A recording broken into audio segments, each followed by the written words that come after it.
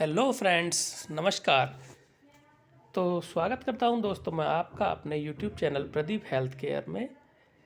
Nurses की कुछ वैकेंसियां के बारे में जानकारी आपको देना चाहता हूं। 290 वैकेंसीज निकली हुई है दोस्तों।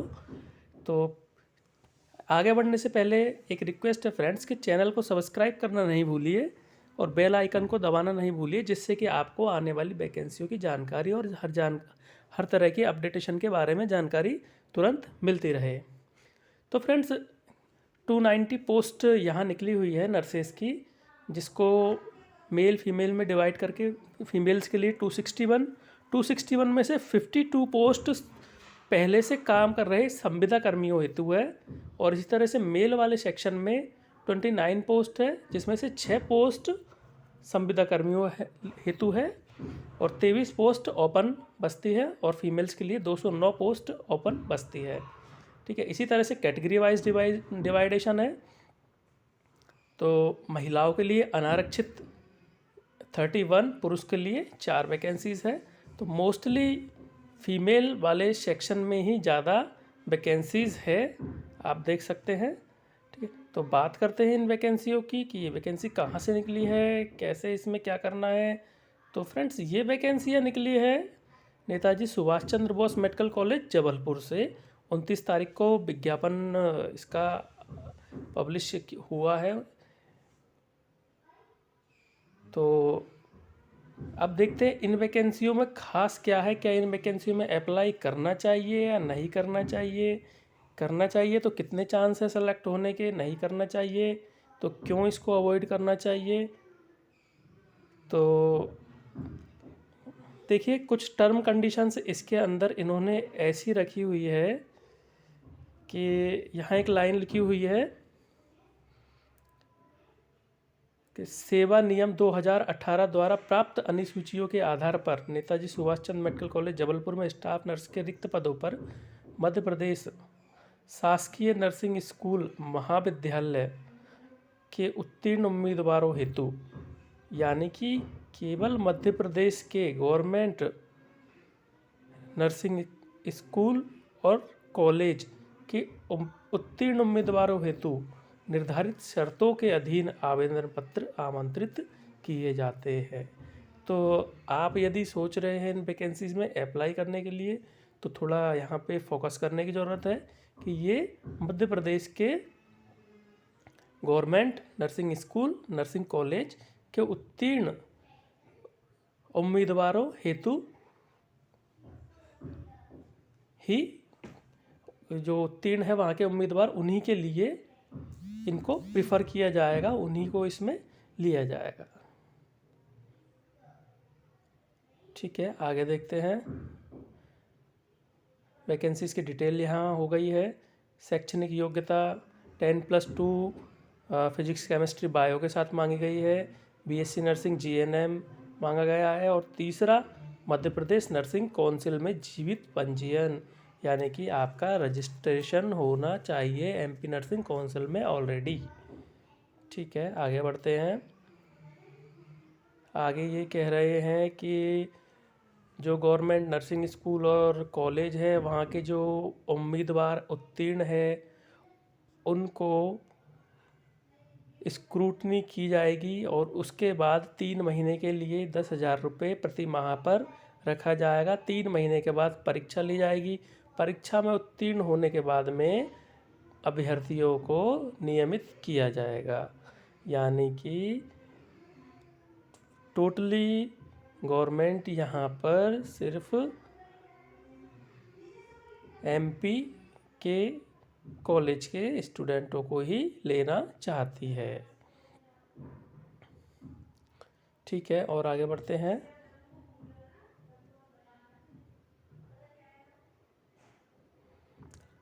ठीक है, वेतनमान आरक्षण ये सब चीज़ें वही नॉर्मल है जो हुआ करती है हर तरह की वैकेंसीज़ में।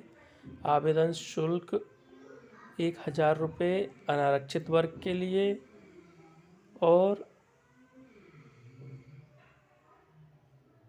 अनारक्षित वर्ग के लिए 1,000 रुपये तथा अनारक्षित ईडब्ल्यूएस कमज़ोर वर्ग और निःशक्त उम्मीदवारों के लिए 800 रुपये का यहाँ पे आवेदन शुल्क है, जिसको कि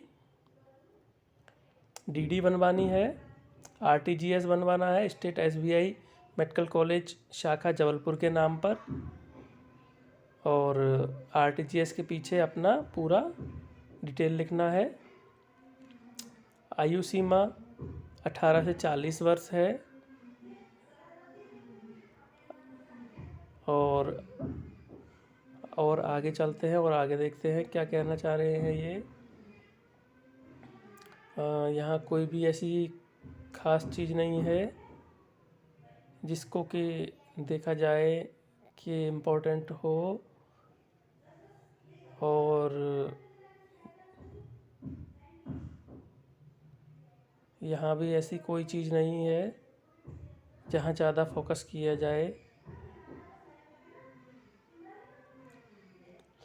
हाँ, यहाँ एक थोड़ी इम्पोर्टेंट चीज़ आती है जो समझने में थोड़ी जटिल है। चयन प्रक्रिया कैसे सेलेक्ट करेंगे।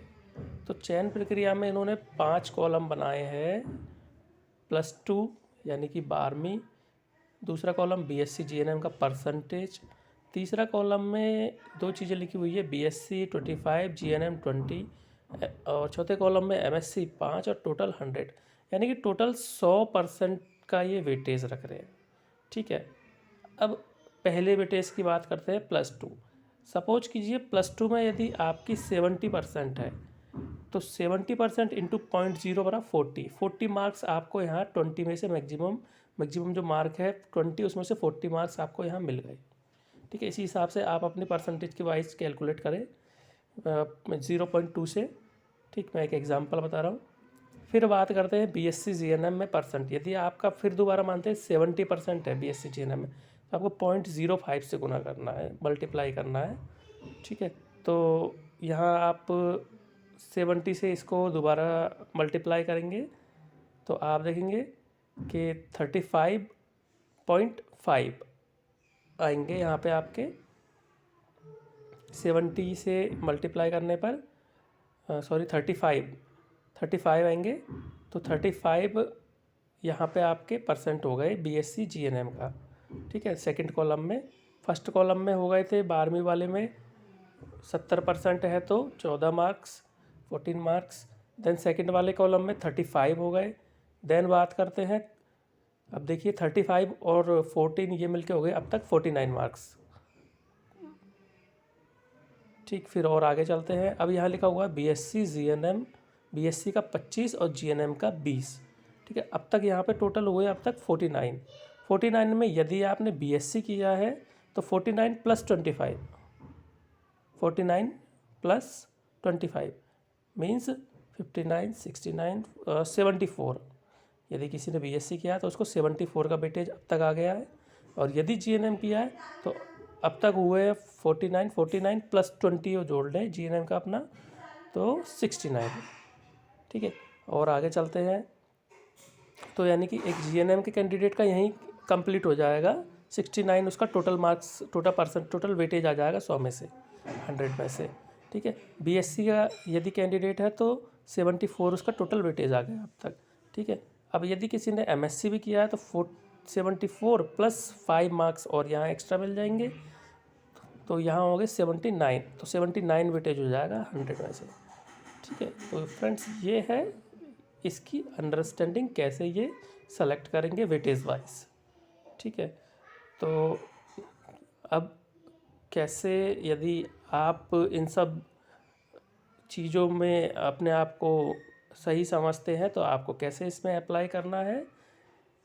आपको वेबसाइट पे जाना है www.nscb.ac.in, और वहाँ जाके और आप इस विज्ञापन को डाउनलोड करके, और इसके नीचे ये आवेदन का प्रारूप है। ठीक है, आवेदन का प्रारूप, ये आवेदन का प्रारूप है, इसको आप डाउनलोड करके इसको फिल करें। फिल करने के बाद में आप इसी के पीछे अपने डॉक्यूमेंट्स अटैच कर दें, और डॉक्यूमेंट्स अटैच करके और डीडी जो आरटीजीएस आपने बनवाया है वो भी अटैच कर लें, उसकी फ़ोटोकॉपी अपने पास रख लें, और इसको आप सेंड कर दीजिए जो एड्रेस मेडिकल कॉलेज का है वहाँ पे आप इसको सेंड कर दीजिए। जो कि एड्रेस यहाँ दिया हुआ है, जिस नाम से डीडी जाएगी उसी नाम पे, उसी एड्रेस पे ये सेंड हो जाएगा। तो फ्रेंड्स, ये थी इस वैकेंसी को अप्लाई करने की तरीका। तो वैकेंसी में हमने देखा कि यहाँ पे थोड़ी जो जटिलता है वो ये है कि एक तो मध्य प्रदेश का लाइव रजिस्ट्रेशन मांग रहे हैं, और दूसरा रिक्त पदों पर अब मध्य प्रदेश शासकीय नर्सिंग स्कूल और कॉलेज के उत्तीर्ण उम्मीदवार को ही आमंत्रित किया जा रहा है, और या फिर जो लोग पहले से संविदा पे मध्य प्रदेश में काम कर रहे हैं उनको आमंत्रित किया गया। तो फ्रेंड्स, यदि आप है एलिजिबल तो आप भी अप्लाई कर सकते हैं। Thank you friends. चैनल को सब्सक्राइब करना नहीं भूलिए, बेल आइकन को दबाना नहीं भूलिए, जिससे कि आने वाली जानकारी और उनकी जटिलताओं का यहाँ पर हम बात कर सकें।